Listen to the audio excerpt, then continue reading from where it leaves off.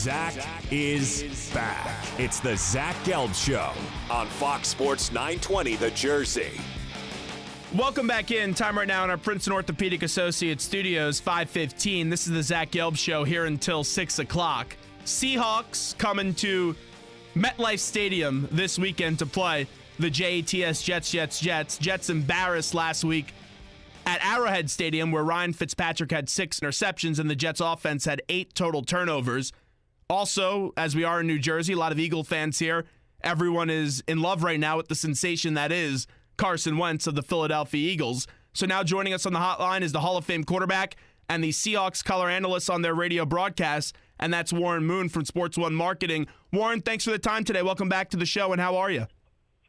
I'm doing great. Thanks for having me on this afternoon. Well, thank you for coming on, and we do appreciate the time. So I was taking a look back at this run that the Seahawks have been on, and we knew that Pete Carroll came to Seattle in 2010, replacing Coach Mora. But things really got going for the Seahawks in 2012 when they got Russell Wilson, and Pete made that call to put him at quarterback. That year, you guys lost in the divisional round, but the success from there, we know it, going to back-to-back Super Bowls, and then last year going 10-6 and losing in the divisional round again. So with the Philadelphia Eagles, right now they have a good coach in Doug Peterson. They're 3-0. They have a good quarterback in Carson Wentz and a good defense. Do you maybe see some similarities from that 2012 Seahawks team to the early goings of this Eagles team right now? Well, yeah, they're off to a great start, no question about it. And Carson Wentz is playing very well for a rookie. And their defense is really what's been impressive to me as well, because of the way they shut down Pittsburgh's offense. I didn't think anybody could slow them down like that, but their defense really showed me a lot about the way they play the game. But the offense has something to do with that too, because they're leading the league in time of possession. So they're taking care of the football. They're scoring. They're one of the highest scoring teams in the league, and they're helping their defense out by keeping them fresh on the sidelines, so they can go out there and play full speed and fly around and make plays. So they've got a lot of similarities of those Seahawks teams back in, like you said, 2012, 2013. They won the Super Bowl, and then 2014 and went back to the Super Bowl. It's something fun that I was looking at this morning, and it just popped across my mind as we're talking to Warren Moon, the Hall of Fame quarterback. So with Carson Wentz so far, young kid, I know when you first started in the football league, you didn't turn the football over through your first 3 games as well. He hasn't done that either. So what really stands out with you about Carson Wentz? Because this was someone that was playing FCS football a year ago, and now he's dominating the National Football League.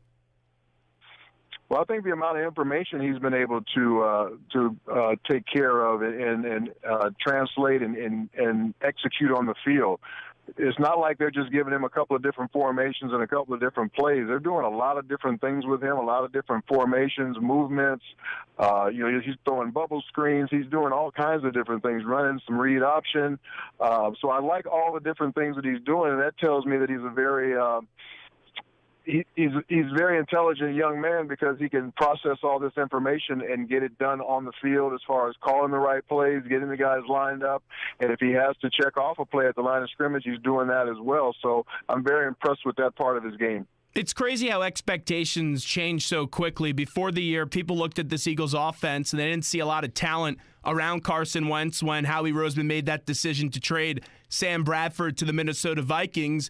And now the expectations after 3 games, people are expecting them to win the NFC East. And a big portion of that, as you mentioned, the quarterback in Carson Wentz. There's not a whole lot of talent still on this wide receiving group and the running backs as well, but he's just someone that's distributing the football, and he's making players around him better. And as a young rookie quarterback, that's something that's very impressive when you have 9 players with at least 1 catch on this roster, Warren.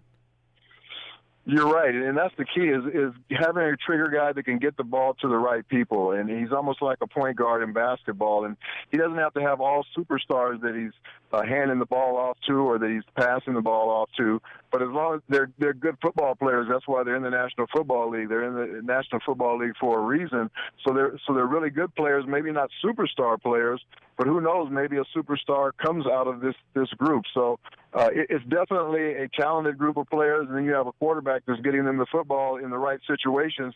That's a definite ingredient for success. I don't believe this is someone that gets complacent after 3 good games, because he's in that facility each and every day at 5:15 in the morning. From what we hear from the players, they also get in there very early, but what advice would you give to a young quarterback that's had so much success so far? I think the big thing is just keep doing what you've been doing to get you to this point. Like you said, don't spend any less time in the building. Don't spend any less time in your preparation. And then really important is now that he's getting all this attention, don't start doing a lot more things away from the field that distract you away from your focus, because that's what happens to a lot of young players. They start to get a little bit of attention, and then all of a sudden everybody's asking for their time. The next thing you know, they're overloaded with different things to do, and it takes away from their focus on what their job is. So hopefully he doesn't get caught up into that, and the Philadelphia Eagles PR people take care of him as far as the request for his time. His individual PR people make sure that he's not overloaded with too many different appearances and things like that, so he can keep his mind focused and keep his body fresh and keep his body rested, because it's a long season, and he's never played a season as long as the National Football League, and a lot of rookies hit that wall at certain points, and we'll have to wait and see if that happens to him. Warren Moon with us. So let's get to the Seahawks. They played the Jets this weekend at MetLife Stadium. The big question is, what's the latest on your quarterback and Russell Wilson? Well, he has a MCL sprain. I think everybody knows that, and it's just a matter of how severe that sprain is. Russell is actually practicing today. I watched him out on the field.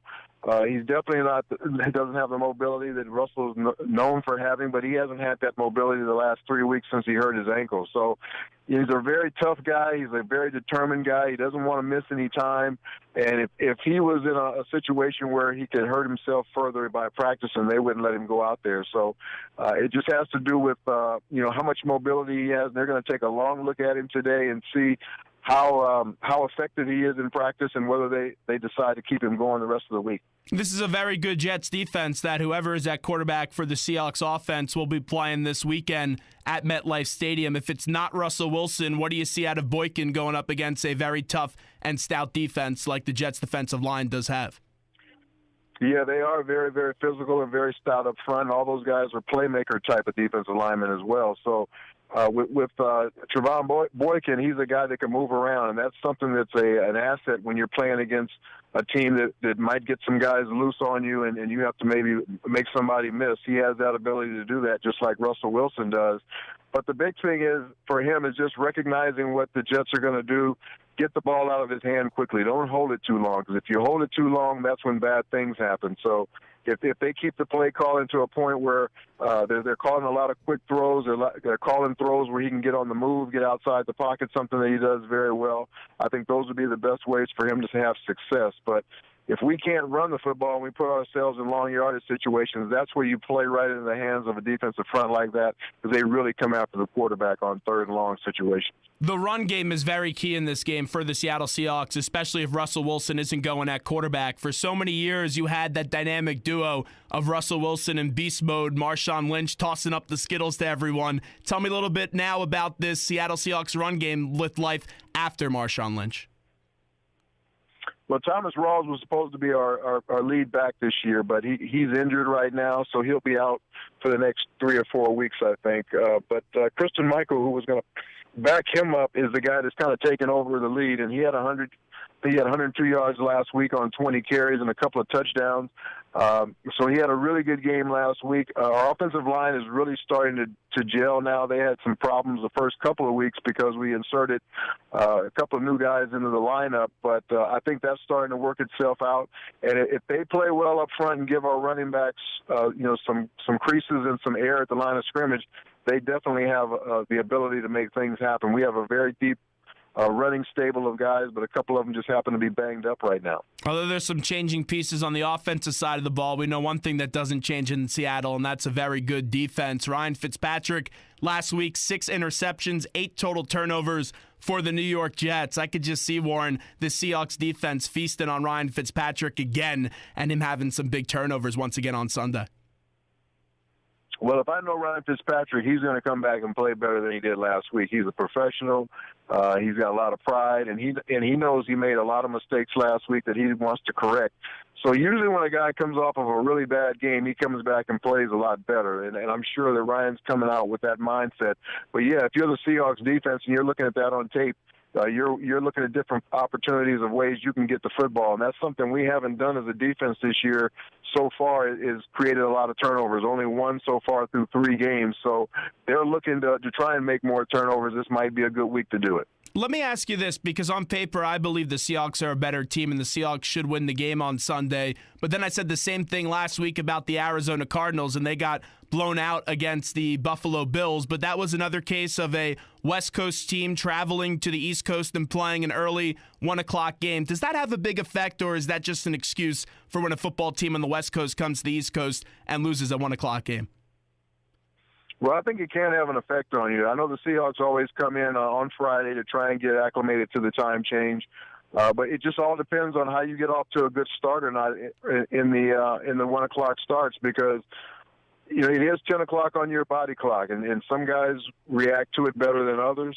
But the big thing when you play in one of those games is you want to get off to a fast start. You don't want to let the home team, who's going to have the momentum on their side anyway, feed off that energy and let the game get out of hand early. That makes it a very tough game for you to win, to try and come from behind. So if the Seahawks can get off to a fast start, keep the game close early, I think that's going to be their best opportunity to win this football game. And they've done a pretty good job when they've traveled east over the last 3 or 4 years. They have a pretty good record on the road.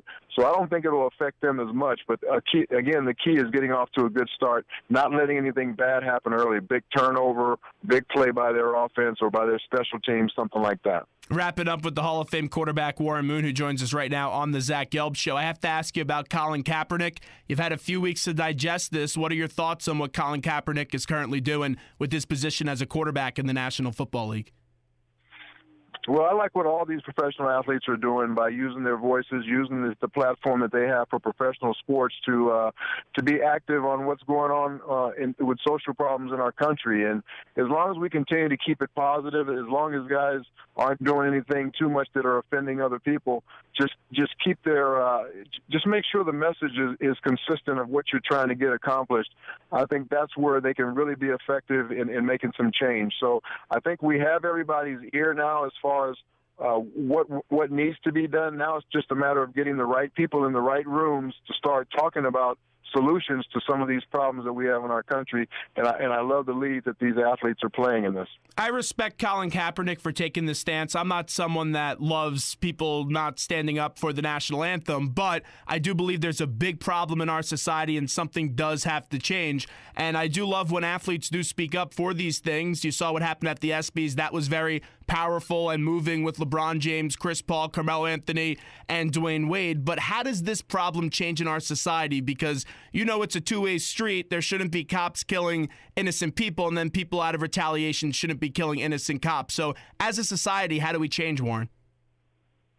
Yeah, I don't think it's all about the cops in society either. It's just about racial divide in general. We've got to somehow make things happen on an even playing field where not just black people that are poor or not doing very well, but there's a lot of white people in this country that aren't doing well either, and we need to change that dynamic to where we give more people an opportunity to be successful in our culture, and I think that's where things are going to change, when everybody feels like they have an equal opportunity to be successful in life. So I think it's going to be a lot of different ways that the change has to be made. It definitely has to be a better relationship between police and the community. There definitely has to be policy changes that allow people opportunities to get better jobs. I think we have to do a much better job of creating opportunities for people to do those types of things. And that just takes different people getting inside of a room and talking about these things, whether it's clergy, whether it's people in politics, whether it's business leaders, whether it's community leaders. All these people need to get together and start having some high-end, uncomfortable conversations about what needs to be done to make these changes. How tough is it for an athlete now to have those conversations? Just because, in this world, you're on Twitter, not everyone's going to agree with you, and you'll have those people hiding behind a keyboard making fun of you. So how tough is it for an athlete who's focusing on their craft but also trying to do better in society to actually have the pride to speak up? I'm sure it is tough because if you listen to that noise out there, you can let it bother you. But as long as you're just saying what you believe, and that's why we live in this country, you have the opportunity to say your opinion and speak your mind. That's all you should do, and maybe not try and listen to the noise that comes back from that, because you're never going to satisfy everyone.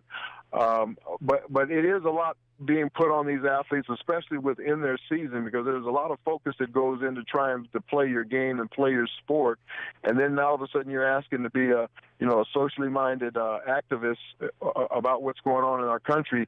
That can be very distracting sometimes. And I look at what's going on with the Carolina Panthers right now in Charlotte.